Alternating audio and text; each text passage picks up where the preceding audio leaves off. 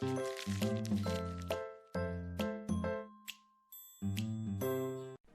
guys, Thunder E here. Welcome to our battle vid between the Yoga 900 and the Surface Book. Checking out 2-in-1s to find out which is the best one in the market. So starting off with the Yoga 900, Lenovo's 4th edition of the Yoga line, the line that started all 2-in-1s. It comes with basically 2 USB ports. That orange port is also a power port. It's got a USB Type-C there, as well as a SD card slot. Now on the right hand side, a 3rd USB port, headphone jack, power button, all that fun stuff.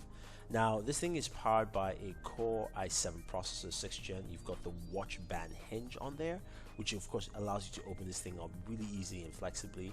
You can get up to 16 gigs of RAM. You've got JBL speakers at the bottom there, at the bottom of the device, and you can go up to about 512 gigabytes of storage. Now the display is a nice, lovely display. It's QHD display. You've also got a thicker bezel on it there. It's 13 inches, and of course in true yoga fashion, it's really easy to put in the different modes that Lenovo has for the yoga devices. Makes it easy to use, work around. It's got a flow to it. That's what I call it. So the one thing I liked about the Yoga 900, this is a device that gives you a lot of flow and functionality, which means you can have your yoga here in tense mode, pick it up, sit down on the couch, and do some work. Either watch a video with it or flip it around and type on the keyboard, which is nice. It gives you that flexibility of moving from mode to mode to ease. Now the front facing camera doesn't have Windows Hello. I wanted to mention that because that's something I found interesting there. The keyboard is a chiclet keyboard. It's also got a nice trackpad, improved from the last version of the Yoga 3. In terms of performance, the 6th gen Core i7 processor does a fantastic job. That's a max processor you can get. Also battery life, you get around 9 to 10 hours in terms of browsing the web.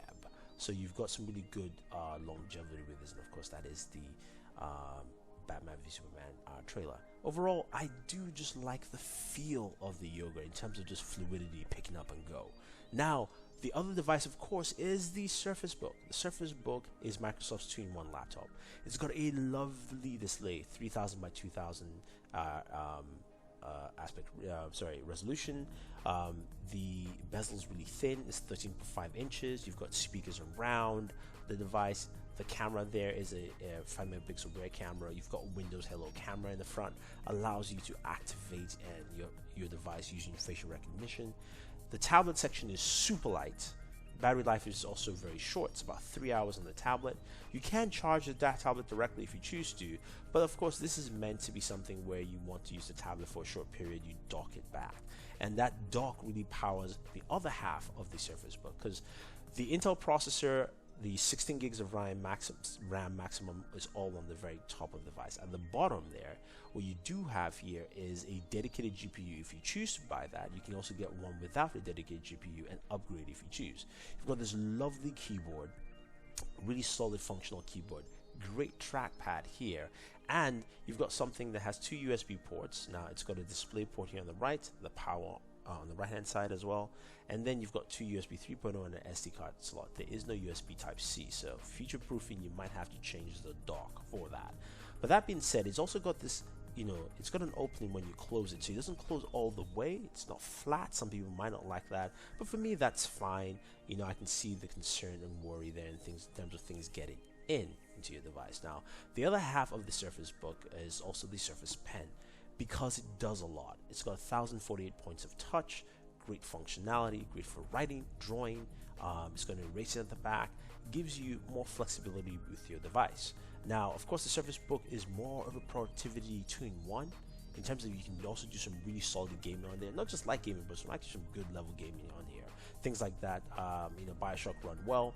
Editing video also for me is a huge plus. You can do that on the Yoga 900, but it's more effective with a dedicated GPU. Of course, writing, drawing, trying to sketch out a plane like I'm trying to do here goes a long way, of course, with the Surface Book. Because of that dedicated GPU, it gives you more flexibility in productivity. Now, the other aspect that I want to touch on is actually on audio. They both have very good speakers. One's JBL, another one, of course, is from Microsoft. So let's take a sample to audio from both the Surface Book and the Yoga 900.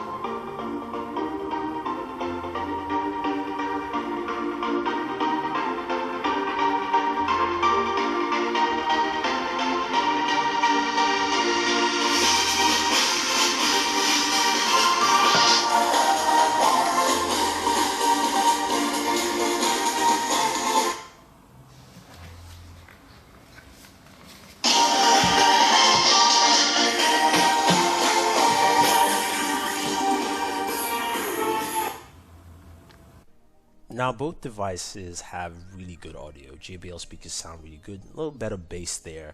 But I love the general overall sound from the Surface Book because the speakers are around the tablet area and not behind or the bottom of the device.